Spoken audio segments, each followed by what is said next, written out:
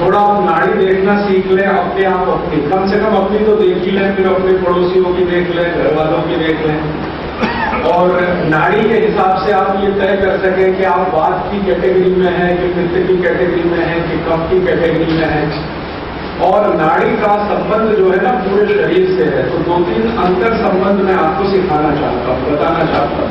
जैसे नाड़ी अगर आपने देखी तो टेम्परेचर आप तय कर सकते हैं कि इतना होगा, आपके शरीर का तापमान इतना होगा, बिना थर्मामीटर लगाए।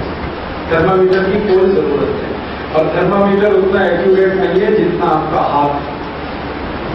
थर्मामीटर डेड है, मरा हुआ है, और हाथ जीवित है, इसमें स्पंदन है, जीवन है।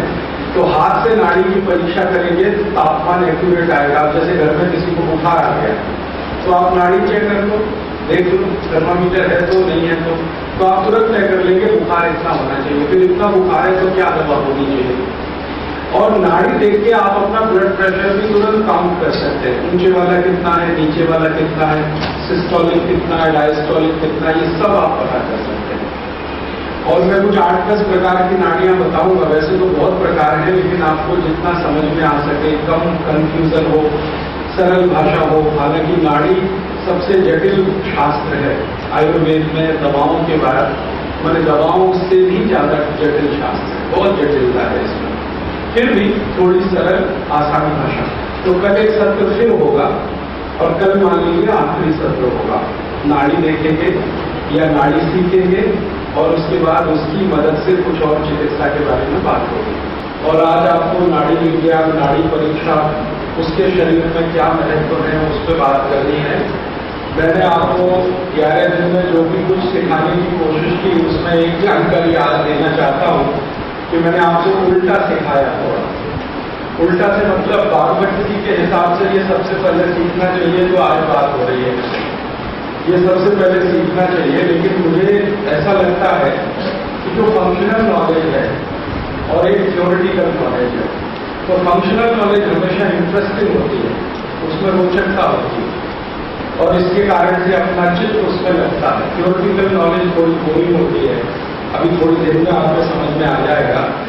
तो थ्योरेटिकल थोड़ा बाद में सीखना, पहले फंक्शनल सीखना, तो मन में पहले इंटरेस्ट पैदा हो जाए विषय के प्रति, रुचि पैदा हो जाए, फिर सीखने की चाह बढ़ जाए। इसलिए मैंने थोड़ा उल्टा सिखाया, वरना भागवत जी के क्रम में ये नाड़ी परीक्षा पहले ही अध्याय में है, और पहले अध्याय में से मैंने थोड़ी बात लेके उसको छोड़ दिया, जानबूझ के इसको बाद में बात करें। तो चलते हैं नाड़ी विज्ञान पे। नाड़ी के बारे में सबसे पहले छोटी सी जानकारी कि नाड़ी है क्या। आपके शरीर में आपने बार-बार सुना है 3 नाड़ियां हैं, एक गिला है, एक पेगुला है, एक सुषुम्ना है। इसको दूसरे नामों से कहते हैं, एक सूर्य नाड़ी है, एक चंद्र नाड़ी है, और एक मध्य नाड़ी।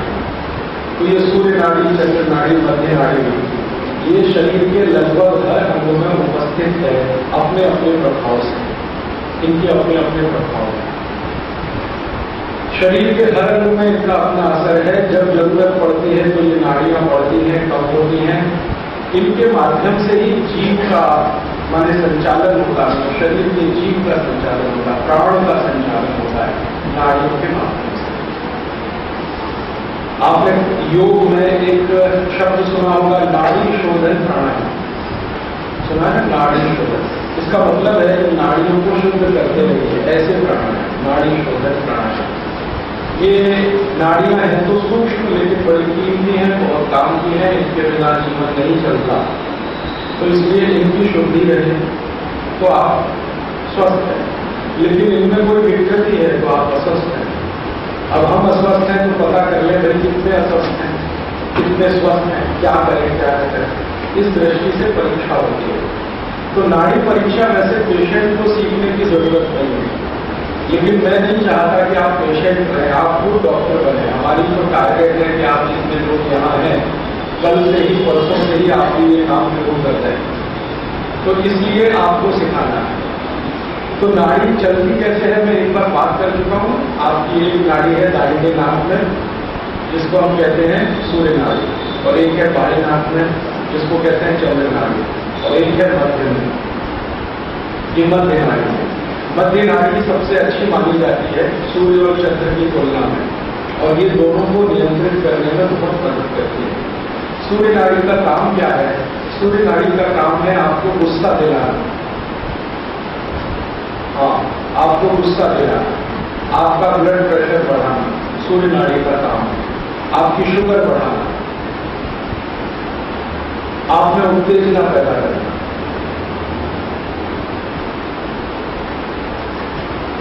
अब आप जितने खराब शब्द जानते हैं अपने जीवन में, सब जान लीजिए ये सूर्य नाड़ी है। लेकिन ये भी चाहिए, खराबी भी चाहिए। बारबटी जी ये कहते हैं कि खराबी नहीं होगी शरीर में तो जीवन नहीं, खराबी भी चाहिए लेकिन नियम है।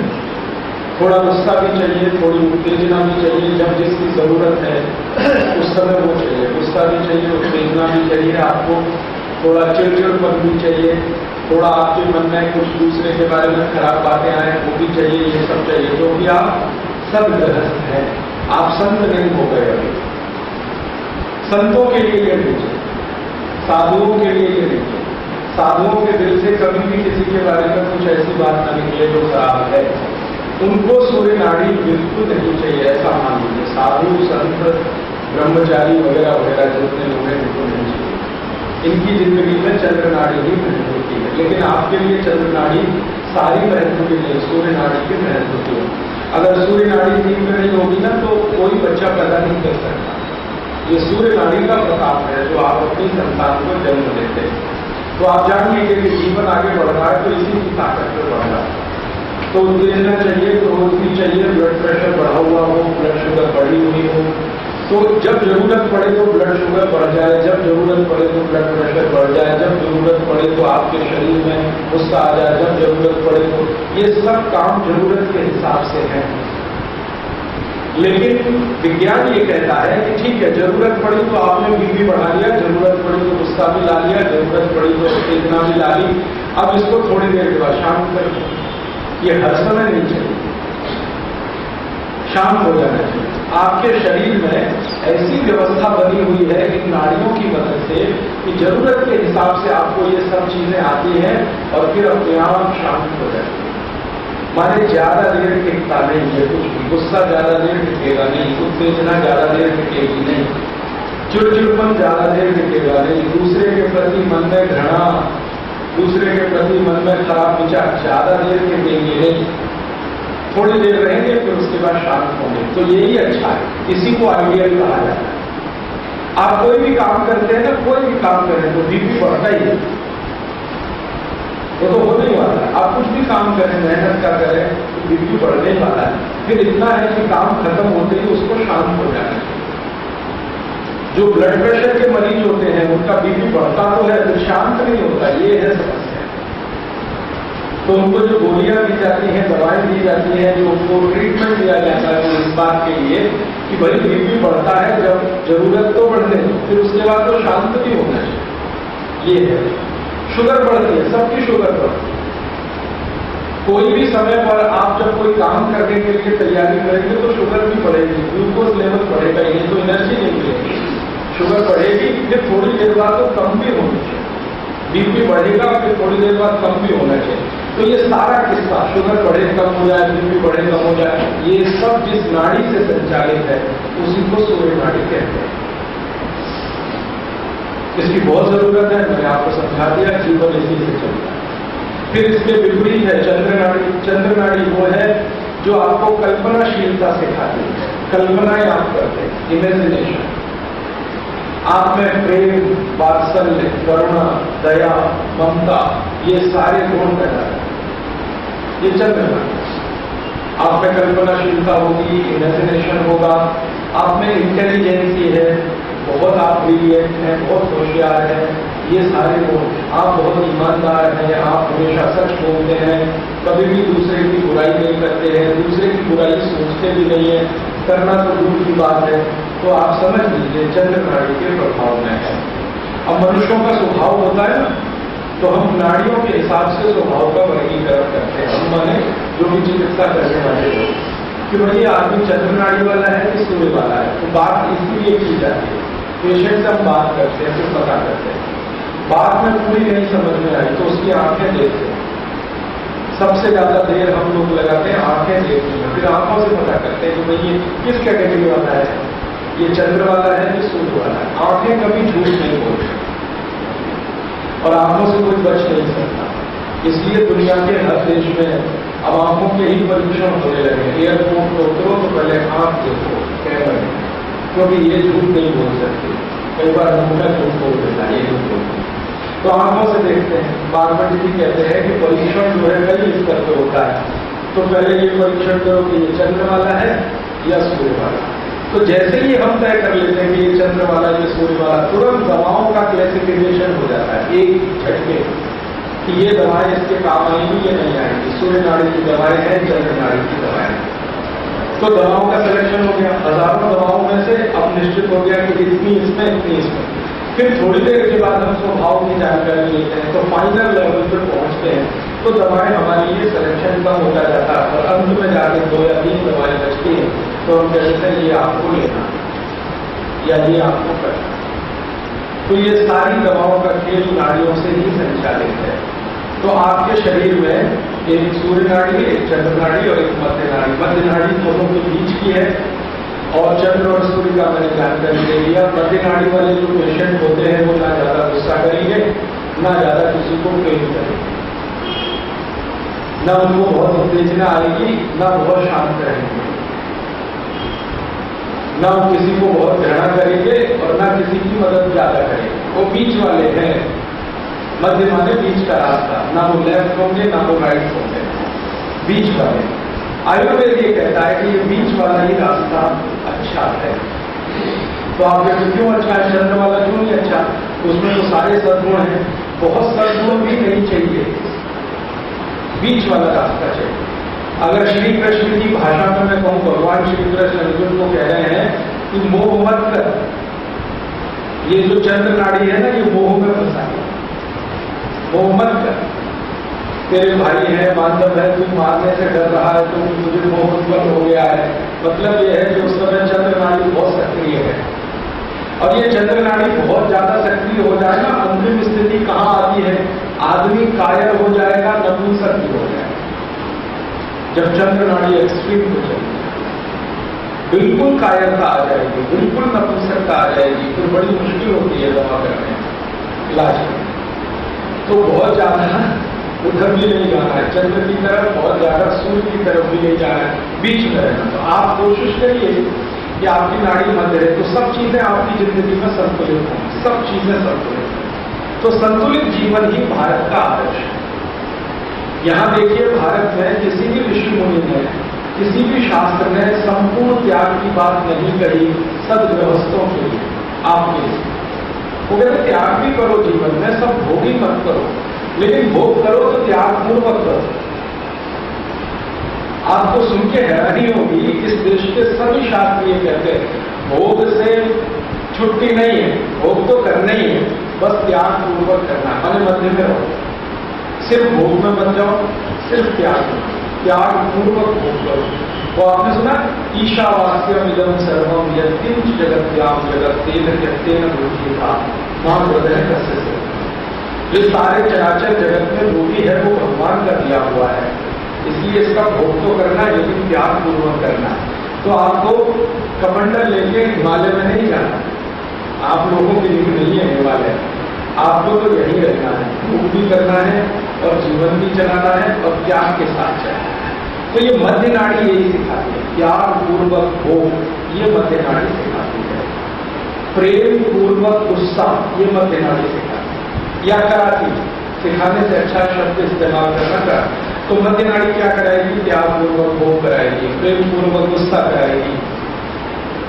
ऐसे समझ लो माँ जैसी है ये मध्य नाड़ी। माँ जो है ना, अपने बेटे पे जरूरत पड़ेगी तो गुस्सा भी करेगी, और जब जरूरत होगी तो उसको क्या करेगी? जरूरत होगी तो उसको डांटेगी, जरूरत होगी तो फिर उसको समझाएगी। देखो ऐसे नहीं ऐसे होता। तो मध्य नाड़ी ऐसा मान लीजिए कि माँ में जितने गुण है वो मध्य नाड़ी वाले हैं। इमोशनल भी है लेकिन कठोर भी है, दोनों ही बातें हैं। माँ इमोशनल भी होती है और कठोर भी होती है। कठोरता आ जाए तो आप कल्पना नहीं कर सकते 10 मिनट के लिए नहीं माँ है, हाँ क्योंकि मध्य नाड़ी। तो स्त्रियों के बारे में थोड़ी आज बात आगे बढ़ रही है। स्त्रियों के बारे में भागवत जी कहते हैं कि सामान्य रूप से जो स्वस्थ स्त्रियां हैं उनकी मध्य नाड़ी ही प्रबल है, सामान्य। और सामान्य रूप से जो पुरुष हैं उनकी सूर्य नाड़ी प्रबल है, सामान्य रूप से। ये नेचर में है। अब ये क्यों है इसका कोई एक्सप्लेनेशन नहीं है। सामान्य रूप से पुरुषों की सूर्य नाड़ी प्रबल है और सामान्य रूप से बच्चों की चंद्र नाड़ी प्रबल है। बच्चों में आप देखिए इमेजिनेशन सबसे ज्यादा। ये अलग है कि उनके पास शब्दों की कमी है, उसको व्यक्त नहीं कर पाते, लेकिन आप इमेजिनेशन करवाना है तो बच्चों से करवाते हैं। तो बच्चे सामान्य रूप से चंद्र नाड़ी के प्रभाव में हैं, बड़े सामान्य रूप से सूर्य के प्रभाव में है, स्त्रियां सामान्य रूप से मध्य नाड़ी के प्रभाव में हैं। अब इसको बात की कफ में जरा ले जाए। बच्चों के बारे में मैंने कहा था वो कफ प्रधान है, ठीक है। तो जिनकी चंद्र नाड़ी है प्रबल वो कफ प्रधान ही होंगे, जिनकी सूर्य नाड़ी है प्रबल वो पित्त प्रधान होंगे। गुस्सा है, झगड़ा है, मारामारी है, गालियां बकना है, ये सब सूर्य नाड़ी का प्रभाव। तो ये सब पित्त वाले होंगे। अब वात वाले कहां जाएंगे? ये लगभग बीच में रहेंगे, मध्य नाड़ी के नजदीक वाले वात। तो आप देखिए सामान्य रूप से महिलाओं को वात की बीमारियां सबसे ज्यादा है पूरी दुनिया में। भारत में तो कह रहे हैं दुनिया में, क्योंकि वो मध्य नाड़ी का चक्र है। पुरुषों को पित्त की बीमारियां सबसे ज्यादा और बच्चों को कम। तो अब ये किस्सा यहाँ थोड़ी देर के लिए विराम करते हैं, आगे बढ़ते हैं। अब ये नाड़ी को पहचाने कैसे की? तो एक तरीका तो मैंने बोल दिया कि आपकी नाड़ी कौन सी चल रही है, कब प्रबल है कौन सी, तो आप उंगली रखो नाक के नीचे, देखो कौन सी नाड़ी चल रही है। तो जहां से तेज हवा आ रही है और जा रही है बस समझ लो वो नाड़ी चल रही है। तो आइदर राइट और लेफ्ट चल रही हो। चलने का काम भी कोई करते हैं, मध्य नाड़ी इसलिए मानी जाती है, चलायमान नहीं। तो आप नाक से कर सकते हैं। और जो समय जो नाड़ी चल रही है उस समय आप ध्यान रखिए उसी के प्रभाव में। अगर सूर्य चल रही है तो पित्त के प्रभाव में, चंद्र चल रही है तो कफ के प्रभाव में। तो अपना इलाज करते समय या दूसरों का इलाज करते समय आप ये ध्यान रख सकते हैं कि भाई मैं इस समय पित्त के असर में हूँ, तो अब मुझे क्या करना चाहिए? पित्त को कम करने के लिए दवाएं खानी या औषधि लेनी या नियम का पालन करना, या कफ को कम करने के लिए दवाएं खानी है, नियम का पालन करना। और बात पित्त कफ के हिसाब से मैं बहुत बार आपको पिछले 10 दिनों में बोल चुका हूँ, ये दवा ऐसी है, ये दवा जैसे मेथी का दाना वातनाशक, कफनाशक दोनों, त्रिफला का चूर्ण वातनाशक, कफनाशक दोनों। इसी तरह से अजवाइन पित्तनाशक। तो आपको ये बताई जा चुकी है, शायद आपने नोट भी की होगी, नहीं तो किताबों में ये डिटेल लिस्ट है कौन सी चीज क्या नाशक है। अब आपको आगे थोड़ा बढ़ के बात करता हूं। हाँ, आगे बढ़कर एक छोटी सी बात कहकर बीच में थोड़ी देर के लिए ब्रेक देना कि ये नाड़ियां नाक से पता हो गई, ये सबसे आसान है, इसमें कोई कठिनाई नहीं, बस उंगली रख के पता हो गई। बस ध्यान रखना है कि कौन सी चीज कब खाए। मान लो बात नाड़ी है, सॉरी कफ नाड़ी है, चंद्र नाड़ी है, और आपने कोई ऐसी चीज खाई जो कफ बढ़ाए तो आपके लिए उल्टा हो जाए। तो ध्यान रखें, कफनाशक मैंने किताबों में हर जगह हर दवा के साथ ब्रैकेट में नहीं तो साथ में लिखा है कफनाशक, वातनाशक, पित्तनाशक। ये नाशक शब्द का ध्यान रखना है किताब पढ़ते समय, पुस्तकें पढ़ते, या तो साइड में लिखा है नहीं तो ब्रैकेट करके लिखा हो। कोई भी दवा ऐसी लिखती नहीं है किताब में जिसके बारे में पता नहीं कि कफनाशक या वातनाशक या पित्तनाशक। तो नाड़ी के बारे में इतना ध्यान रखना है कि जो चल रही है उसकी उल्टी दवा। नाड़ी चल रही है चंद्रमा की, तो ध्यान रखो कि इसको कंट्रोल करने के लिए दवा लेते हैं आप। तो ये एक तरीका है नाड़ी को देखने का। दूसरा तरीका है जो ज्यादा लोग इस्तेमाल करते हैं, वैद्य हैं, चिकित्सक हैं, वो आपकी नब्ज देखते हैं। नब्ज देख के नाड़ी पता चलती है। तो कैसी नब्ज चले तो कौन सी नाड़ी है, कैसी नब्ज चले तो कौन सी नाड़ी है, और कैसी नब्ज चले तो कौन सा रोग है, वात है, पित्त है, ये कफ है, ये मैं थोड़ी देर में बताऊंगा। तब तक के लिए छोटा सा अनाउंसमेंट। आ रहे हैं, ठीक है, तो फिर थोड़ा चाहिए। अब मैं आपको एक छोटी सी जानकारी, देखिए मैंने थोड़ी देर बाद पहले आपसे कहा ना, स्त्रियां जो हैं किसके नजदीक में जय बताएंगे, बच्चे हैं जन्म, और पुरुष माने बड़े लोग। तो अब देखिए स्त्रियों की चूंकि मध्य नाड़ी है, इसलिए उसकी गति पुरुषों की गति से अलग होती है, और मध्य नाड़ी का ज्यादा असर जो होता है ना, वो शरीर के लेफ्ट और एक्सट्रीम लेफ्ट और एक्सट्रीम लेफ्ट असर है उसका, वो ब्रेन से कनेक्टेड है। तो माना यह जाता है कि स्त्रियों की नाड़ी परीक्षा जब की जाती है तो उनका बायां हाथ देखना है, क्योंकि वो मध्य और मध्य के आगे वाले हिस्से में आते हैं, और पुरुषों की सूर्य नाड़ी के प्रताप में तो उनको दायां हाथ देखना है। तो कभी पुरुष की नाड़ी देखनी है हाथ लगा के तो दाहिने हाथ को भी पकड़ना है, और स्त्री की देखनी है तो बाएं हाथ। घर के लोगों के साथ करिए, छोटे बच्चों के साथ करिए, जैसे भी मिले इसका अभ्यास करते रहिए। दिन में 15-20 मिनट भी अभ्यास किया तो 8-10 दिन में बराबर आप इस पे हाथ रखिए और गिनना शुरू कर देंगे। अब आगे से पित्त की तरफ वापस और बाद पित्त कफ की तरफ चलते हैं। नाड़ी में आपने हाथ रखा, उंगलियां रखी, अब आपने स्पंदन महसूस करना शुरू किया। अब इसको गिनना है, गिनने से सब चीजें तय होती, गिनना है। तो क्या गिनना है, धड़कन गिननी है। तो आप जब गिनेंगे ना तो सबसे अच्छी गिनती आएगी बीच की उंगली पे, हमेशा इस पे ध्यान रखें। सबसे अच्छी गिनती आगे और पीछे वाली उंगली पे कम आएगी, लेकिन बीच वाली पे सबसे अच्छी आएगी। तो मध्य नाड़ी है, आप समझ लो, बीच वाली मध्य नाड़ी की ही गिनती सबसे अच्छे तरीके से काउंट होती है। और अगर ये काउंटिंग आपने सीख ली तो आपने आधा जग जीत लिया, ऐसा समझ। अब इसकी काउंटिंग कैसे करनी है, 1 मिनट में आपको इसकी धड़कन कितनी है, ये चल कितनी रही है, धड़क रही है, एक ऊपर नीचे ऊपर नीचे ऊपर नीचे, 1 मिनट।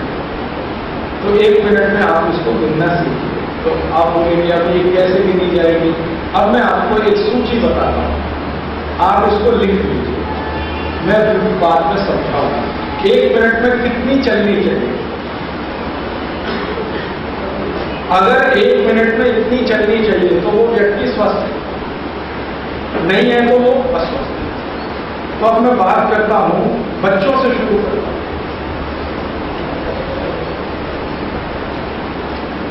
लिखेंगे इसको, छोटे बच्चे हैं उनकी 1 मिनट में कितनी चलनी चाहिए, धड़कन कितनी है आपको, वो स्वस्थ है अस्वस्थ है, इसको तय करना। अब गर्भस्थ शिशु है जो मां के पेट में है, उसकी भी नाड़ी परीक्षा होती है मां की मदद से, मां की मदद से। तो अगर गर्भ का बच्चा है, उसके स्पंदन सुनने हैं, उसकी धड़कन गिननी है और उसको हम माने कि वो स्वस्थ है, तो उसकी 1 मिनट में 140 से 150 धड़कन स्पंदन, 140 से 150 1 मिनट, जो मां के गर्भ में है बच्चा। आप चाहें तो गिन लीजिए, मां की नाड़ी पे हाथ रखिए, जो गर्भावस्था में आपको ये गिनती आ ही जाएगी, 1 मिनट में 140 150। गर्भस्थ शिशु जन्म ले लिया, जैसे ही जन्म लेगा तो ये स्पंदन घटता है, हर समय ये घटता ही रहता है, सबसे ज्यादा है 140 150। अब आगे की जिंदगी में ये कम ही होता जाएगा। तो जन्म लेते ही पहले दिन का शिशु वो तो ऑपरेटर से है, तो मैं अभी दिखाता हूँ करके कैसे नापते हैं। है कोई डॉक्टर? ब्लड प्रेशर चेक करने का यंत्र है तो मांग के लाओ, देगा। या उसको बोलो, डॉक्टर को बोलो कि सबको सिखाने का है। आजकल क्या हुआ है, एक इलेक्ट्रॉनिक उपकरण आ गया है, मुश्किल से 100-125 रुपए का आता है, तो वो एकदम सीधे बताता है, डिस्प्ले सीधे आ जाता है। आप उसको लगाओ, पट्टी बांधो और पंप करो हवा, तो वो सीधे बता देता है कि आपका उच्च रक्तचाप इतना है, दबाओ, निम्न रक्तचाप दबाओ, एक ही सेकंड में बता देता है। तो वो आप चाहो तो खरीद के घर में रख लो, 125 रुपए का है। वो यही कहते हैं ब्लड प्रेशर नापने का यंत्र, बीपी ऑपरेटस कहो उसको, ऑपरेटस यंत्र, ब्लड प्रेशर नापने का यंत्र, उसमें ऊपर लिखा रहता है एक डायस्टोलिक माने हाई, सिस्टोलिक लो, ऐसा उसमें लिख के आता है। 72 से 74 सामान्य है। नहीं वो मत जाइए उसमें, 90 का कैलकुलेशन मत करिए, इसमें कंफ्यूजन होगा। आप सीधे नाड़ी की गिनती करिए। 1 मिनट में 72, 74, 75 तक है तो सामान्य है, 80 के ऊपर है तो हाई है, और 72 के नीचे है तो लो है। नाड़ी गिन लीजिए, ये सबसे सरल है, यंत्र से भी सरल है। और यंत्र कई बार खराब हुआ तो धोखा देता है, नाड़ी किसी की धोखा नहीं देते। तो नाड़ी पकड़ना सीख लीजिए, धीरे धीरे अपना पकड़ते रहिए। पहले तो आपको तलाशने में तकलीफ आएगी है कहाँ, तो कभी यहाँ रख के देखिए, कभी यहाँ रख के देखिए। सामान्य रूप से ये है, मैं जहाँ हाथ रखा हूँ, 3 उंगली मेरी रखी है, ये जगह पर सबकी नाड़ी है, राइट की ही देखनी चाहिए। ये है, देखिए मेरी उंगली यहाँ रखी है, आप खुद टच करके देखिए ना, पंपिंग हो रही है वही आपकी। तो इसको गिन लीजिए, सरल माहिती दे रहा हूँ, ये कभी झूठ नहीं बोलते। पेशेंट झूठ बोलेगा, ये नहीं झूठ बोलते। हाँ तब नहीं, 10 मिनट बैठने दीजिए, फिर उसको कहिए कि आप दिखाओ। तो अगर आपने ये देख लिया 72 से 75 है तो सामान्य, 80 के ऊपर तो हाई ब्लड प्रेशर, 72 के नीचे तो लो, बढ़ जाता है। घबरा रहा है तो वो खुद ही बताएगा, नहीं मिला, नहीं मिला, ये है, ये जो दिख रहा है ना, ये हर एक को है ये। तो आप जो है नाड़ी से देख के चेक करेंगे ना तो धोखा नहीं आता, लेकिन वो इंस्ट्रूमेंट धोखा देता है। कई बार खराब हो गया तो वो 320 बीपी दिखा देता है, 320 में आदमी मर जाता है, लेकिन वो दिखा देता है कि आपका 320 है। अभी मेरा हुआ था बंबई में, मैं मेरे एक दोस्त के घर में बैठा था, वो डॉक्टर है, तो उसने नया नया लाया, उसने कहा राजीव भाई मैं खरीद के लाया अभी। मैंने कहा चलो मैं मेरा चेक करता हूं, तो मैंने मेरे को लगाया तो हाई बीपी मेरा 320 आया, आना चाहिए 140, आ गया 320। अब वो तो कहे यार क्या हो रहा है तुमको, अभी एडमिट करना पड़ेगा आईसीयू। मैंने कहा तुम चुपचाप बैठो, मुझे कुछ नहीं हो रहा। तो फिर कहने लगा कैसे, मैंने कहा पल्स देखो मेरी, तो पल्स निकाला तो 74। तो मैंने कहा कि समझ में आया, ये इंस्ट्रूमेंट गलती कर देता है, नाड़ी कभी गलती नहीं करती। तो इसलिए नाड़ी देखना सबसे अच्छा है। माने यंत्र गलती कर देता है, आपका हाथ गलती नहीं करेगा क्योंकि यंत्र डेड है, आपका हाथ ठीक है। तो आपने नाड़ी का कैलकुलेशन कर लिया, अब इससे आप मापेंगे ब्लड का प्रेशर, बीपी हाई है, बीपी लो है। ब्लड प्रेशर के बाद क्या आएगा, ब्लड प्रेशर के बाद आप तय करेंगे कि ये आदमी किस कैटेगरी में जाएगा, ये वात वाला है, ये पित्त में चला गया या ये कफ में आ गया। उसके बाद आप चिकित्सा कर पाएंगे परफेक्ट, थोड़ी अच्छी, बेहतर। तो ये हुआ कैलकुलेशन 1 मिनट का। अब जरा आगे चले कि 1 मिनट में अगर नाड़ी इतनी है तो फिर हमारे टेम्परेचर की स्थिति जरा देखिए, माफ करिए ब्लड प्रेशर के पहले टेम्परेचर देखिए, तापमान, बुखार आया है नहीं आया है। तो आपको मैंने कैलकुलेशन दिए, मान लो नाड़ी 60 है, 1 मिनट में 60, ठीक है। तो आप करके देखना, आज ही करके देखना, आपके घर में थर्मामीटर होगा, नाड़ी अगर 60 है तो टेम्परेचर 98 डिग्री फ़ारेनहाइट ही होगा। अगर नाड़ी 1 मिनट में 60 टाइम्स चल रही है, धड़क रही है, तो बॉडी टेम्परेचर से माने इंटरनल बॉडी टेम्परेचर, बिना थर्मामीटर के आप कह सकते हैं कि ये 98 डिग्री फ़ारेनहाइट होगा। और 60 के नीचे है, मान लो 50 है, 40 है, तो समझ लेना टेम्परेचर कम ही होगा, शरीर ठंडा होगा। और शरीर ठंडा हो तो मुश्किल आती है, इसलिए ध्यान रखना है कि नाड़ी जो है 98 डिग्री फ़ारेनहाइट के आसपास, माने कम से कम 60 तो रहेगी,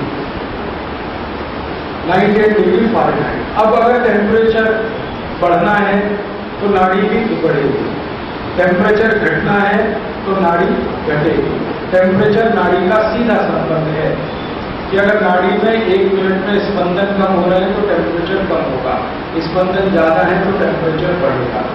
अब 60 के आगे चले जाओ, 80 धड़क रही है नाड़ी, 80 के प्लस माइनस 5 होता है। इसमें जब भी कैलकुलेशन करना प्लस माइनस 50 तक चलेगा, plus minus 5 sorry 55 plus minus 5 का मतलब 60 का 65 भी हो सकता है, 55 भी हो सकता है, तो टेम्परेचर उसी के नजदीक होगा 98 डिग्री। उसके ज्यादा आगे पीछे हुआ तो फिर ध्यान देने की बात है। तो 80 है, मान लो 1 मिनट में 80, तो टेम्परेचर आ जाएगा 100 डिग्री, 100 डिग्री को एग्जैक्ट 100 फारेनहाइट। 90 नाड़ी की गति अभी 90 आ गई, 1 मिनट में 90, तो टेम्परेचर हो जाएगा 101 डिग्री। ये सभी एक के लिए हाँ कॉमन है, बच्चों में भी बड़ों में। टेम्परेचर होगा तो समझ लो कि आदमी कुछ ना कुछ तो तकलीफ में है ना, तो उस समय यही गति होगी ना। तो 101 डिग्री अगर टेम्परेचर है, इसको उल्टा भी कर लें, 101 डिग्री टेम्परेचर है तो नाड़ी आपकी 90 पे ही रहेगी। और आपको तो देखना है बिना थर्मामीटर के, मैं चाहता हूं कि वैसा ही आप बने, थर्मामीटर पे डिपेंडेंस कम हो, या स्टेथोस्कोप पे डिपेंडेंस कम हो, या दूसरे उपकरणों पे डिपेंडेंस कम हो, हाथ में सेंसिटिविटी ज्यादा हो। तो 100 है, अब आगे चले 100 वाला लिखा, 100 है तो टेम्परेचर हो जाएगा 102 डिग्री, 1 मिनट में 100 तो टेम्परेचर 102 डिग्री। फिर 110 है नाड़ी, 1 मिनट में 110, तो टेम्परेचर 103 डिग्री आ जाएगा फारेनहाइट, सेल्सियस नहीं फारेनहाइट। फिर अगर 120 आ गई नाड़ी 1 मिनट में, तो टेम्परेचर बढ़कर 104 आ जाएगा। फिर 130 आ गई तो टेम्परेचर बढ़कर 105 आ जाएगा। फिर 140 आ गई तो टेम्परेचर 106 आ जाएगा। मतलब इसको सीधा सा देखेंगे, हर 10 स्पंदन बढ़ने पर 1 डिग्री टेम्परेचर बढ़ रहा है। ये बात आपके ध्यान में लानी है, इसलिए मैंने इतनी लंबी ये बात करी। आपके ध्यान में जो बात लानी है वो ये कि हर 10 स्पंदन बढ़े नाड़ी के तो टेम्परेचर 1 डिग्री बढ़ता है, ये ध्यान रखना है।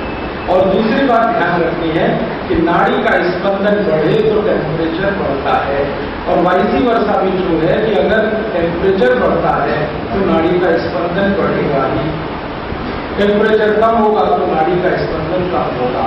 एक नॉलेज आपको मिली, बेसिक नॉलेज। अब इससे आप अंदाजा लगा सकते हैं कि भाई टेम्परेचर बढ़ा है। अब टेम्परेचर बढ़ा है तो फिर आप ध्यान कर पाएंगे भाई क्या करना, 106 डिग्री बढ़ गया है मान लो, अब इसको नीचे ही लाना पड़ेगा, क्योंकि 106 डिग्री के ऊपर जाए तो बहुत तकलीफ है, और चला गया तो बड़ा मुश्किल होता है, ब्रेन डेड होने की संभावना, ब्रेन हेमरेज होने की संभावना। मस्तिष्क की बीमारियां ज्यादा तब आती हैं जब टेम्परेचर बहुत ऊंचा चला जाए और देर तक बना रहे। ज्यादा देर ऊंचा टेम्परेचर बॉडी में नहीं रहना चाहिए। साधारण भाषा में कहते हैं ना दिमाग पे गर्मी चढ़ जाती है, ये दिमाग की गर्मी इतनी खतरनाक है कि जानलेवा होती है, इसलिए ज्यादा देर टेम्परेचर बढ़ना है। तो फिर आप उपाय करेंगे भाई कम करना, कम करने के लिए दवाएं देंगे, लेकिन ये आप पहले पता कर लें कि है क्या स्थिति हाथ की नाड़ी के परीक्षण। अपना है तो अपना भी पता कर लें, घर वालों का भी और पड़ोसी। अब ये टेम्परेचर हो गया नाड़ी की गति, माने नाड़ी के कैलकुलेशन से। अभी इसमें ब्लड प्रेशर भी जान लें, ब्लड प्रेशर की क्या स्थिति रहेगी अगर ये टेम्परेचर है तो।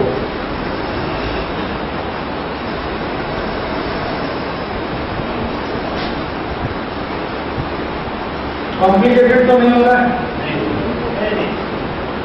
बहुत बता देना, क्योंकि मैं एक साथ बोझा नहीं डालना चाहता, जितना आप रिसीव करें। मैं पहले इससे और एक सरल जानकारी दे दूँ, फिर आप इसमें थोड़ा जाए, सरल से कठिन में जाना चाहिए। और एक सरल जानकारी दे दूँ, पहले आपको एज के हिसाब से बता दूं कि ब्लड प्रेशर क्या रहना चाहिए एज के हिसाब से। इस उम्र में कितना रहना चाहिए, इस उम्र में कितना रहना चाहिए, इस उम्र में कितना रहना चाहिए। जैसे मैंने थोड़ी देर पहले बताया, बच्चा है, जन्म लिया तो इतना बार नाड़ी उसकी धड़कनी है। अब अगर बच्चा है तो उसका बीपी कितना है? इसमें थोड़ी सी एक चीज है जो यूनिक है कि मां के गर्भ में जब बच्चा है तो उसका बीपी उतना ही होगा जितना मां का है। आखिरी दिन तक जब तक वो मां के पास है, गर्भ में है, तब तक उसका बीपी उतना ही होगा जितना मां का। तो ये बात तो कॉमन है। इसके आगे चले, जन्म ले लिया, अब उसका अपना स्वतंत्र बीपी होगा। तो जन्म लेने से 5वें साल तक, जन्म लेने के 5वें साल तक, माने पहले दिन का बच्चा है और 5वें साल तक उसका ब्लड प्रेशर हाई और लो जानते हैं, 2 तरह से नापा जाता है। ये तो कॉमन हो गया, इसलिए अब इसमें निकलेंगे। तो जो हायर लिमिट है ब्लड प्रेशर की वो होगी 81 और लोअर लिमिट होगी 45। बीपी की हायर लिमिट 81, लोअर लिमिट 45। जन्म से 5वें साल, 1, 2, 3, 4, 5। उसके बाद 5 साल से लेकर 10 साल तक, 5 से लेकर 10 साल तक ब्लड प्रेशर की हायर लिमिट होगी 90 और लोअर लिमिट होगी 53। 5 से 10। उसके बाद 10 से 15 साल तो ब्लड प्रेशर की हायर लिमिट होगी 100 और लोअर लिमिट होगी 62। 62 10 से 15 साल। अब 15 से 20 साल की रेंज में जब बच्चा है तो उसकी हायर लिमिट है ब्लड प्रेशर की 110 और लोअर लिमिट है 71। ये सारे आंकड़े जो है ना भारत के हिसाब से, यूरोप में जाएंगे तो ये बदल जाएंगे, अमेरिका में भी बदल जाएंगे, कनाडा में बदल जाएंगे। ब्लड प्रेशर की उनकी हायर लिमिट अलग है, लोअर लिमिट अलग है। ये अपने देश के हिसाब से।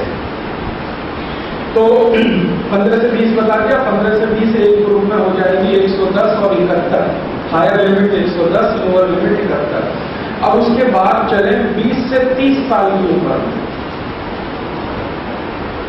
20 से 30 साल की उम्र में ब्लड प्रेशर की हायर लिमिट होगी 120 और लोअर लिमिट होगी 80। उसके बाद 30 से 35 साल की उम्र में, 30 से 35 साल की उम्र में हायर लिमिट होगी 124 और लोअर लिमिट आ जाएगी 82, 82। फिर उसके बाद 35 से 40 साल की उम्र में ब्लड प्रेशर की हायर लिमिट है 126 और लोअर लिमिट है 83, 83। अब इसके बाद बीपी बहुत धीरे धीरे बढ़ता है, बहुत धीरे। अब चले 40 से 50 साल की उम्र में ब्लड प्रेशर की हायर लिमिट है 128 और लोअर लिमिट है सिर्फ 84।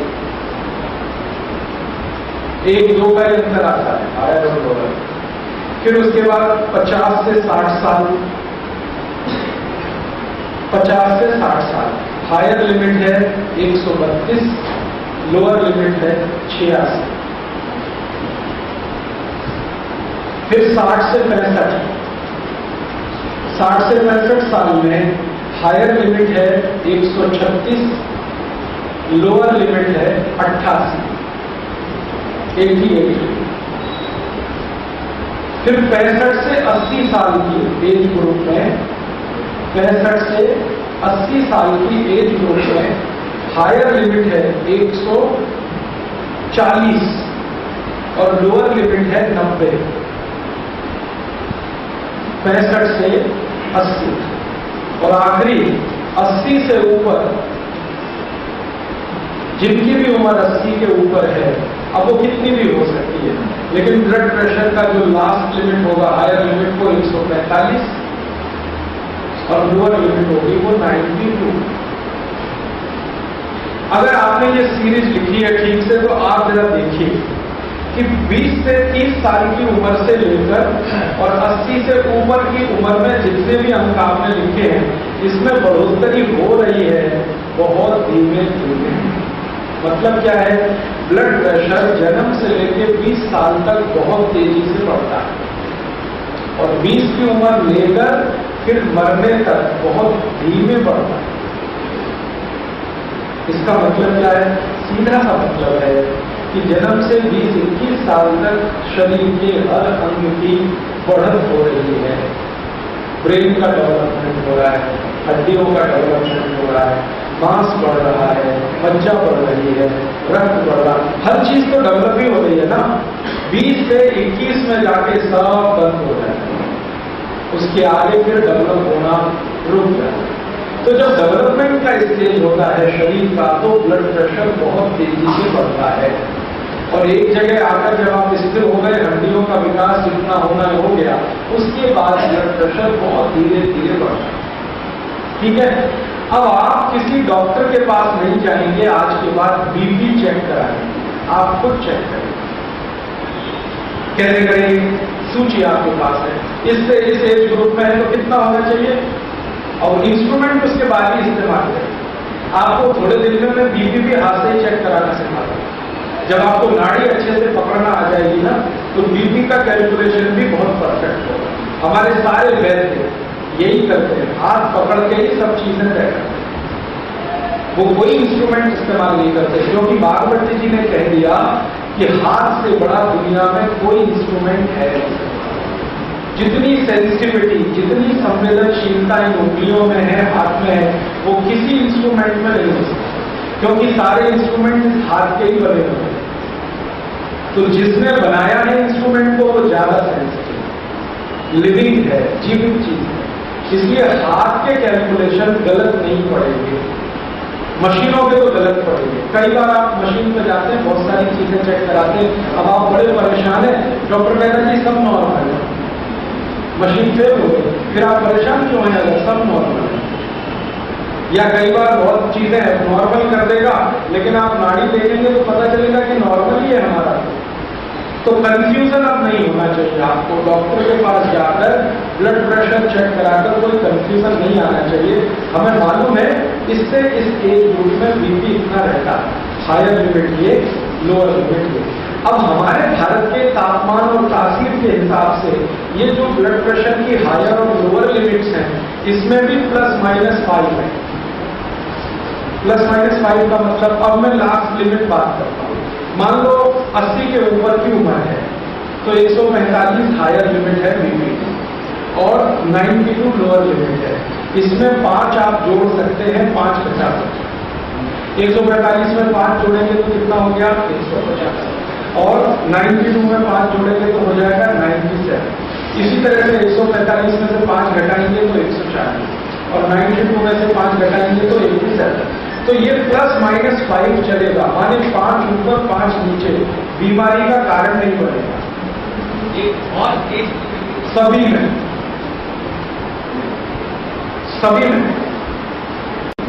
इसको ध्यान रखना है, सभी एज ग्रुप में ये ±5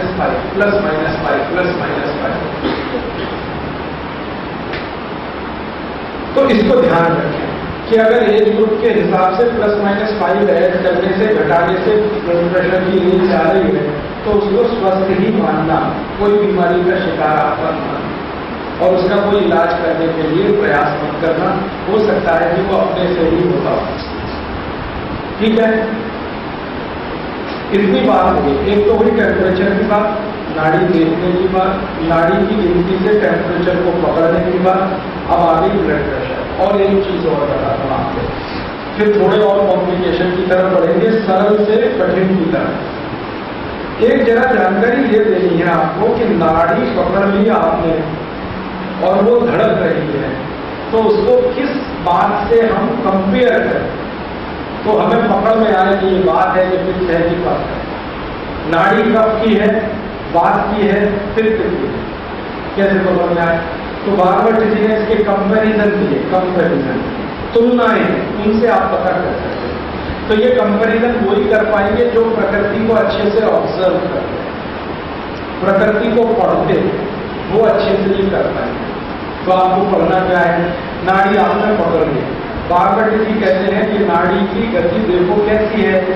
अगर नाड़ी सर्प की तरह से चल रही है, सर्प कैसे चलता है, ऐसे ये तरीका है सर्प का चलना, हमेशा टेढ़ा होकर चले, सीधा चलिए, क्योंकि शरीर वैसा नहीं है। सांप जो है ना, ये मैं मजाक में कह रहा हूं, लेकिन इसको आप उसी तरह से ध्यान देना। सांप हमेशा सड़क पर, खेत में, कहीं भी चलेगा तो ऐसे चलेगा। जब घर में घुसता है तभी सीधा होता है। आप देखोगे जब वो बिल में घुसेगा तो बिल्कुल सीधा हो जाएगा, और बिल के बाहर रहेगा तो टेढ़ा होगा। तो एक जगह बागवती जी ने कहा, घर सुखी रखना है ना तो सांप के जैसे बनो। घर के बाहर चाहे जितना टेढ़ा मेढ़ा करो, घर में सीधे घुसो। माने घर के बाहर जितना करना है, उल्टा सीधा टेढ़ा मेढ़ा बेईमानी, सब घर के बाहर। घर में मत, सीधे रहो तो घर जिंदगी भर सुखी रहे। ये सब के लिए, स्त्रियों के लिए भी है, पुरुषों के लिए है। जब घर में घुसे तो टेढ़ा मेढ़ापन बाहर छोड़ के घुसे। पत्नी भी, पति भी, बहन भी, भाई भी, सबके लिए ये एक ही नियम है। तो अब आप सांप की गति के बारे में ध्यान रखो। सांप ऐसे चल रहा है, नाड़ी भी अगर ऐसे ही चल रही है, ये थोड़ी देर में पता चली जाएगा। आप नाड़ी पे लगातार 1 मिनट 2 मिनट, आपको हो सकता 5 मिनट लग जाए, 7 मिनट लग जाए, टाइम लगने दो, उसको बचाने की जरूरत नहीं, क्योंकि सीख रहे हैं। जब सीख जाएंगे तो 1 ही मिनट में पता चलेगा। तो नाड़ी देखो, अगर सर्प की तरह से चल रही है तो समझ लो ये नाड़ी ऐसे व्यक्ति की है जो बात के रोगों की पीड़ा में है, या बात से पीड़ित, माने बात उसका विकृत स्थिति में है। जिसकी नाड़ी सर्प की तरह से चलती हो, वो बात की स्थिति में है। अब सर्प की तरह से चलने को और माइक्रो लेवल पे जरा ऑब्जर्व करो। सर्प को ध्यान से देखो चलते हुए, अगर आपने देखा भी होगा तो एक जगह पेट उसका पिचकता है, फिर फूलता है, फिर पिचकता है, फिर फूलता है, ऐसे ही चलता है।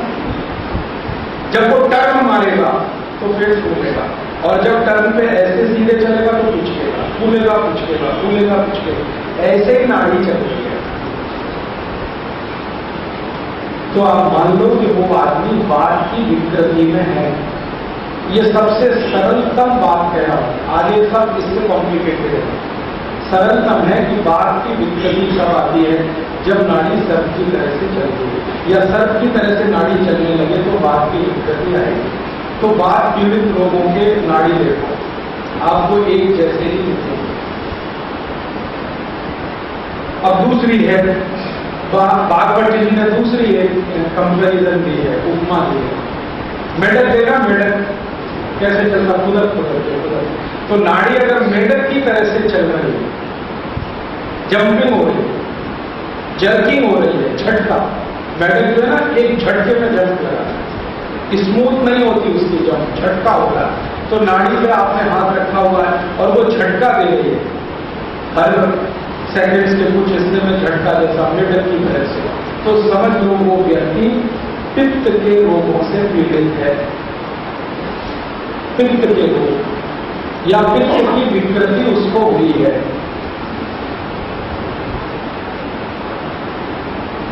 और तीसरी है, मोर देखा, मोर कैसे चलता है, आराम आराम से एक कदम रखा, फिर दूसरा कदम, फिर तीसरा कदम, गति मंद होती है। मोर जो है ना तेज से नहीं चलता, धीरे धीरे धीरे धीरे धीरे धीरे, और उसके चलने में बड़ी लय है, रिदम है, जबरदस्त रिदम है। मोर के चलने में बहुत रिदम है। और एक दूसरी पक्षी है जिसके चलने में बहुत रिदम है, बत्तख। मोर है, बत्तख है, जो रिदम से चलने वाले हैं। नाड़ी भी अगर रिदम पर है, धीरे से फिर धीरे से फिर धीरे, तो समझ लो वो व्यक्ति कफ के प्रभाव में है, या कफ की विकृति उसको हुई। जिसके प्रभाव में है उसी की विकृति है।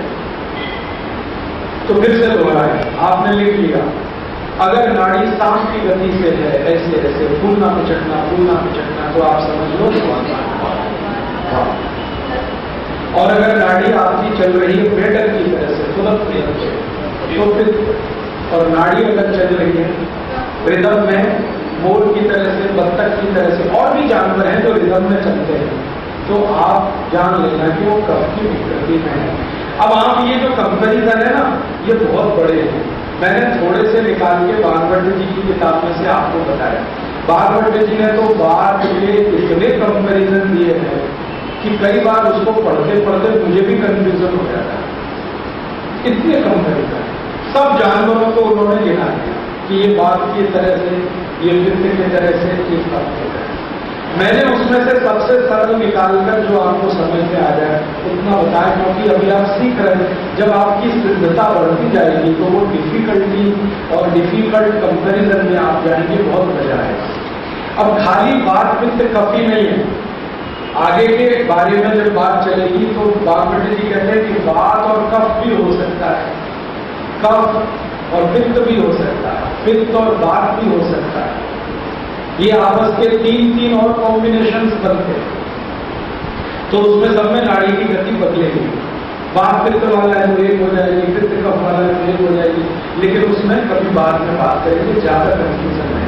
और एक जानकारी दे दूं इसी के साथ जुड़ी हुई, ये नाड़ी का परीक्षण हम सीखें, आज से लिख लिया है आपने, बार बार इसका अभ्यास करते रहे।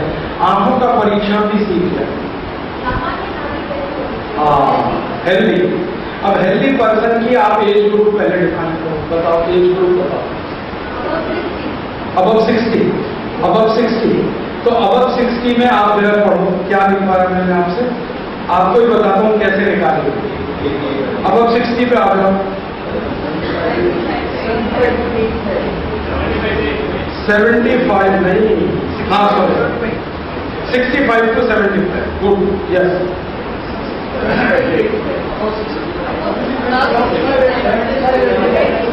65 to 75, ये आप ध्यान रखो, या 75 to 85, अब 60 जाएगा ना 75 से 85 वाले रेंज में। अब हमको अब 60 कैलकुलेशन, सपोज कोई बहुत अच्छा बात आ गई, उदाहरण भी आ गया। अब हमको ध्यान रखना है कि 60 से 80 के बीच में, 90 के बीच में, 100 के बीच में कितनी लिमिट, तो एक लिमिट है 75, दूसरी 85, कम से कम 75, अधिक से अधिक 85। इसका मीन निकालो, बस वो ही है आगे। मीन निकालो मतलब दोनों को जोड़ो, दो का भाग दो। एवरेज कहते हैं ना, वैसे एवरेज बहुत खराब शब्द है लेकिन समझाने के लिए, तो आप दोनों को जोड़ दो, 75 और 85 को जोड़ दो, 2 से भाग दे दो, जो अंक आएगा वो आइडियल 60 से ऊपर, ठीक है। अब फिर 60 से नीचे की रेंज में कोई बात करेगा, मान लो मैं बात करता हूं, थोड़ी देर के लिए मेरे प्रश्न का उत्तर दो। 75 साल की उम्र है, क्या करेंगे, वही तरीका है। आप रेंज में है 60 से 80 के, तो आपको वही करना पड़ेगा, दोनों को जोड़ो, दो का भाग दें, ठीक है। ऐसे मान लो मैं बात कर रहा हूं 55 साल के हैं आप, बस 65 से 75 वाले एज में जाएंगे, वाले ग्रुप में जाएंगे, दोनों को जोड़ेंगे, दो का भाग दे देंगे, जो अंक आएगा वो आएंगे आपको। तो ऐसे आप कैलकुलेट कर देंगे। और टेम्परेचर के हिसाब से नाड़ी के हिसाब से टेम्परेचर आप करना कर लेंगे, सरल बातें हैं, ज्यादा नहीं। फिर आपको नाड़ी कैसे चल रही है इसके बाद पित्त कफ तय कर लेंगे, और बाद पित्त कफ जब तय हो गया तब आपका मेडिसिन तय हो जाएगा कि आपको अब कौन सी दवा लेनी है, जो वातनाशक है, पित्तनाशक है, कफनाशक। हाँ जी, एक नाड़ी इज इक्वल टू पल्स, नाड़ी is equal to pulse, yes yes yes yes yes. Doctor तो 72 पल्स करके बोल, हाँ 72 जो है ना, बहुत अच्छा सवाल है। 72 जो पल्स है वो आपको मैं एक जानकारी देना चाहता हूं, यूरोपियन अमेरिकन स्टैंडर्ड से है, यूरोपियन अमेरिकन स्टैंडर्ड से है। हमारे भारत के सभी डॉक्टर जो MBBS पढ़ते हैं, सब के सब वही सिलेबस पढ़ते हैं लगभग जो यूरोप और अमेरिका में है, और जो स्टैंडर्डाइजेशन है, स्टैंडर्डाइजेशन जो यूरोपियन अमेरिकन है। भारत में थोड़ा अंतर आएगा, हर बार अंतर आएगा, बीपी में भी अंतर आएगा, टेम्परेचर में भी अंतर आएगा, पल्स में भी अंतर आएगा। तो डॉक्टर जो बता रहा है वो है जो उनके टेक्स्ट बुक में उसको पढ़ाया गया और सिखाया गया। टेक्स्ट बुक सभी की सभी यूरोपियन अमेरिकन यूनिवर्सिटीज के स्टैंडर्ड पे बनी हुई है। भारत के स्टैंडर्ड पे जो टेक्स्ट बुक बनी है वो एक ही जगह से छपी है या आज तक हमको पढ़ने को मिली है। गुरुकुल कामिनी विश्वविद्यालय एक है जो आयुर्वेद की सबसे बड़ी यूनिवर्सिटी है, आर्य समाज ने उसको बनाया। वो यूनिवर्सिटी से जो निकली है किताबें, जो भारत के लिए स्टैंडर्ड बनाने वाली यूनिवर्सिटी है, उनका ये कैलकुलेशन है जो मैंने आपको बताया। तो डॉक्टर कह रहा है, एक बार आप अपना कैलकुलेशन की ध्यान रखो। डॉक्टर कह रहा है यूरोपियन अमेरिकन स्टैंडर्ड के हिसाब से आपको ध्यान रखना है अपने स्टैंडर्ड के हिसाब से। तो भारत की तासीर के हिसाब से मैंने आपको बोला ±5, ये यूरोप में नहीं चलता ±5, किसी भी कैलकुलेशन में नहीं चलता। अच्छा, और एक छोटी सी बात कहूँ, ये बात जो है ना अपवाद है, ये रूल नहीं, ये अपवाद है। आप जानते हैं कुछ एक्सेप्शंस भी होते हैं दुनिया में, तो अपने देश में भी कुछ एक्सेप्शंस हैं जो दुनिया वालों को समझ में नहीं आते। वो एक एक्सेप्शन आप ध्यान रखो। आप अगर इस बात में बहुत फंस गए कि बीपी हाई है या बहुत लो है, बहुत हाई है, बहुत लो है, तो दिमाग में हो जाता है टेंशन। तो इसको ऐसे याद रखो, सरल, मैं ये 10 साल के तजुर्बे से बता रहा हूं कि सीढ़ियां चढ़ते हुए आपको कोई तकलीफ अगर नहीं है, आराम से सीढ़ियां चढ़ते जा रहे हैं, तो आप जान लीजिए कि बीपी आपका नॉर्मल है, रेंज कुछ भी नहीं। सीढ़ियां चढ़ते हुए अगर आप कोई तकलीफ महसूस नहीं करते तो जान लीजिए कि बीपी नॉर्मल है, चाहे रेंज कुछ भी हो। अब मैं एक उदाहरण से समझाता हूं। सीढ़ियां चढ़ते हुए आपको कोई तकलीफ नहीं हो रही और ब्लड प्रेशर नापा आपने, तो वो बता रहा है कि जी नीचे वाला तो 90 है और ऊपर वाला 150 है, 160 है, या नीचे वाला 100 हो गया, ऊपर वाला 170 है, लेकिन सीढ़ियां चढ़ते हुए आपको कोई तकलीफ नहीं है। तो आप एक बार को रेंज भूल जाना है, सीढ़ियां चढ़ना जाता है। क्योंकि मैंने देखा है बहुत सारे लोग ऐसे हैं जिनका रेंज के हिसाब से तो बीपी बहुत हाई है और 20 साल से मैं उनको देख रहा हूं, सर्दी और जुकाम भी नहीं हुआ और रेंज हाई है बीपी की हमेशा। मेरे घर में एक बहन आती है काम करने के लिए, वो झाड़ू पोछा लगाती है, उसका बीपी जब भी मैंने देखा है मैं परेशान हो गया, ये इतनी रेंज में और ये जीवित है। और मैंने कई बार उसको शक किया, तुमको कुछ तकलीफ तो नहीं है? उसने कहा आपको क्या लगता है तकलीफ है? सीढ़ियां चढ़ती हूँ, सीढ़ियां उतरती हूँ, कोई तकलीफ नहीं। और मैंने ये 1 नहीं, 2 नहीं, 5 नहीं, 100, 200, 500, 1000 ऐसे पेशेंट देखे जिनकी रेंज बहुत हाई या रेंज बहुत लो, न तो सीढ़ी चढ़ने में तकलीफ है न उतरने में। तो बस आप ये याद रखना, ये भारत का हिसाब है। असली ये कि आप सीढ़ियां चढ़ते समय कोई कॉम्प्लिकेशन महसूस नहीं करते, सांस आपकी नॉर्मल है, हृदय की धड़कन भी ठीक ठाक है, तो आप समझ लेना आपको कोई बीपी की शिकायत नहीं। दिमाग में वायरस मत डालें।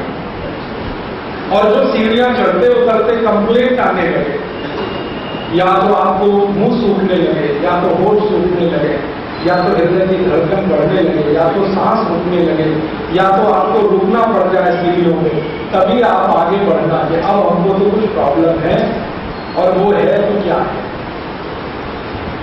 ये मेरा ऑब्जर्वेशन, तजुर्बे में से आया हुआ ज्ञान है। भागवत जी ने ये नहीं लिखा, ये 10-12 साल से मैं करते करते देखा, सीखा, समझा कि जिनको सीढ़ियां चढ़ते हुए कोई तकलीफ नहीं है उनको। अब मैंने इसमें और 1-2 चीज जोड़ी है, वो भी आप ध्यान रखो कि आपको अगर पता करना है कि मैं ओवरवेट हूं कि नहीं, मुझे वजन ज्यादा है कि नहीं, तो एक तो बॉडी मास इंडेक्स है, ये बॉडी मास इंडेक्स तो यूरोप अमेरिका का स्टैंडर्ड है। हिंदुस्तानी स्टैंडर्ड ये है, वो ये कि सीढ़ियां चढ़ते समय कोई तकलीफ नहीं है तो आपका वजन आपके लिए ठीक है। जी क्या एक फ्लोर जब भी बात हो रही है एक फ्लोर में जितनी सीढ़ियां होती हैं 18, 20, जो भी होती है, 10 भी होती है, 12 भी होती है, एक ही फ्लोर की बात कर रहा हूं। एक फ्लोर को चढ़ते समय अगर आपको कोई तकलीफ नहीं आ रही है, ना रुकावट आ रही है, ना रुकना पड़ रहा है, ना बढ़, तो वजन भी आपका बराबर है, वो भले 150 किलो। हाँ, मैंने ये देख लिया कि अगर आपको एक मंजिल सीढ़ी चढ़ने में कोई तकलीफ नहीं है और वजन भले 150 किलो हो, कोई फर्क नहीं पड़ता, मतलब आपको कहीं भी कोई ब्लॉकेज नहीं है, कहीं आपका कोलेस्ट्रॉल तकलीफ की स्थिति में नहीं है, कहीं ट्राइग्लिसराइड आपको परेशान नहीं है। माने आपको नॉर्मल अगर है सीढ़ी चढ़ना उतरना, वजन कितना भी रहने दो, बीपी कितना भी रहने दो, आप अपने को समझना हम तो स्वस्थ हैं। और जब सीढ़ी चढ़ने में एक मंजिल में तकलीफें शुरू हो जाए तब समझना कि गड़बड़ है, तब आगे बढ़ना कि हमें क्या करना क्या। तो मेरी बात अब मान लो, ये वजन कम करना तब शुरू करना जब सीढ़ी चढ़ने में तकलीफ आए। जब तक नहीं आ रही है वजन कम करने की कोशिश मत करो, जैसा है रहने दो। ये मोटी बात है जो आपको समझाने के लिए मैं कह रहा हूं। नहीं तो क्या होता है कि ये वजन बढ़ने का ऐसा फिजूल समझ आ गया है, घुस गया है वायरस, कि जो देखो वो पतला होना चाहता है, पतला होना है, पतला होना है, क्यों परेशान करना है। और दुनिया में ये बहुत बड़ा वो है इंडस्ट्री, आपको मालूम है वजन पतला करने का सबसे बड़ा इंडस्ट्री चल रहा है इस समय। हाँ, अब वो बीसीओ नाम से चल रहा है, नाम लेने से कोई फायदा नहीं है। ये बहुत बड़ी इंडस्ट्री है यूरोप में और अमेरिका में, अब ये भारत में भी आ गई है। इनको बनाना है पैसा, इनको करना है धंधा, उनको आपके हेल्थ से कुछ लेना देना है, उनको पैसा चाहिए। आप इतनी फीस दे दो तो ये, इतनी फीस दे दो तो हम अक्सर उनके चक्करों में फंसकर परेशान होते हैं। ये मैं इसलिए कह रहा हूँ कि पिछले 10 दिन शिव शाह भवन में मैंने जो पेशेंट देखे, उनमें से बहुत पेशेंट ने मुझे कहा वजन कम करना है। क्यों करना है? मुझे नहीं लगता कि आपका वजन ज्यादा है। नहीं, कुछ बताओ आप, उनको तो कम ही करना है। क्यों कम करना है? भाई ज्यादा हो गया, कैसे मालूम आपको ज्यादा है आपका वजन? तो उनको मालूम नहीं है, किसी ने बोल दिया कि आप मोटे दिख रहे हैं, या किसी डॉक्टर ने कह दिया आप पतले दिख रहे हैं। ये डॉक्टर के ऑब्जर्वेशन पे नहीं, आप अपने ऑब्जर्वेशन पे तय करो। मैं सीढ़ी चढ़ सकता हूँ एक मंजिल आराम से और उतर सकता हूँ, तो कोई तकलीफ ही नहीं। अगर चढ़ने में हो रहा है तो दर्द होगा ना। अब मान लो वजन ज्यादा सच में है, एक थोड़ी देर के लिए कल्पना करो वजन ज्यादा ही है, तो निश्चित रूप से सीढ़ी चढ़ने में पांव में दर्द आएगा, घुटने में दर्द आएगा, हो सकता है कमर में भी दर्द आ जाए, सांस बहुत तेज चलने लगे, हांफनी बहुत तेज हो जाए, ये सब आएगा। तो आप जानना कि वजन ज्यादा है ही, तो कम करना है। और कितना कम करना है? फिर वहीं पे आ जाओ, जितना सीढ़ी चढ़ने में तकलीफ ना रहे इतना ही कम करना है, वो किलो के हिसाब से नहीं। भाई मैंने थोड़ी देर उपवास करके या थोड़े दिन उपवास करके वजन कम किया, फिर चढ़ के देख लो सीढ़ी बराबर बैठती है, तो बस वहीं पे रखना है अपना वजन, उसके आगे कम नहीं करना। ये वजन कम कर देने से भी बहुत तकलीफें आप शायद जानते हैं। शरीर को फैट भी चाहिए, ऐसा नहीं है बिना फैट के ये शरीर चाहिए, तो वजन चाहिए, मांस भी चाहिए। ऐसा नहीं है कि आप बिल्कुल पतले दुबले, जो पतले दुबले हैं ना उनकी अपनी समस्या है, आपको मालूम है। कोई माँ बहुत पतली दुबली होना तो बच्चे और माँ दोनों की जान के लिए तकलीफ है। मैं तो देख रहा हूँ, मोटी थोड़ी माँ है ना, थोड़ी मोटी, वजन में थोड़ी भी ओवरवेट, आराम से बच्चा उनके गर्भ से बाहर आता है और आराम से बूढ़ी है, बच्चे भी हैं। लेकिन जो बहुत दुबली पतली है उनको तो त्राहिमाम हो जाता है। इसलिए बहुत पतला होने की कोशिश मत करिए। ये जो कैट वॉक पे चलने वाली लड़कियां हैं ना, इनको देख के जिंदगी डिसाइड मत करिए। मेरे पास कई पेशेंट हैं वो कैटवॉक वाले ही हैं। मैं मुंबई में भी जाता हूँ ना, बहुत पेशेंट हैं वो कैटवॉक, मैं जानता हूँ कि वो क्या कंप्लेंट लेके मेरे पास आते हैं। और वो पतले दुबले इसलिए रहते हैं कि उनको पैसा मिलता है तभी तक जब तक वो पतले दुबले हैं। जिस दिन ओवरवेट हुए उनको तो इंडस्ट्री निकाल के बाहर भेज देती है, तो उनको सिक्योरिटी का प्रॉब्लम है, फाइनेंशियल सिक्योरिटी का प्रॉब्लम है, इसलिए हर क्षण वो देखते रहते हैं 100 ग्राम भी वजन नहीं बढ़ना चाहिए, 200 भी नहीं बढ़ना। आपको ये टेंशन नहीं लेना है। एक तो कैटवॉक इंडस्ट्री माने फैशन इंडस्ट्री, और दूसरी है फिल्म इंडस्ट्री। फिल्म इंडस्ट्री भी उनको निकाल के फेंक देती है, क्योंकि उन्होंने अपने मानक बनाए। सुंदरता का उनका मानक है दुबला पतला होना, और विचित्र विचित्र उसकी उपमाएं दे रखी हैं। कमर ऐसी होनी चाहिए, गर्दन इतनी पतली होनी चाहिए, सुराही जैसी गर्दन। तो मैंने तो सुराही रख लो। ये ऐसे फालतू के हमारे देश में चक्कर चले कि ऐसी कमर, ऐसी गर्दन, ऐसी चेस्ट, ऐसा ये आप सब मत फंसिए। आप तो मोटी बात क्या है, स्त्री हो या पुरुष, बड़े हैं या छोटे, बच्चे हो या, सबके लिए एक ही तरह है। एक माला सीढ़ी, एक मंजिल सीढ़ी आराम से चढ़ते हैं, तब तक कुछ सोचिए।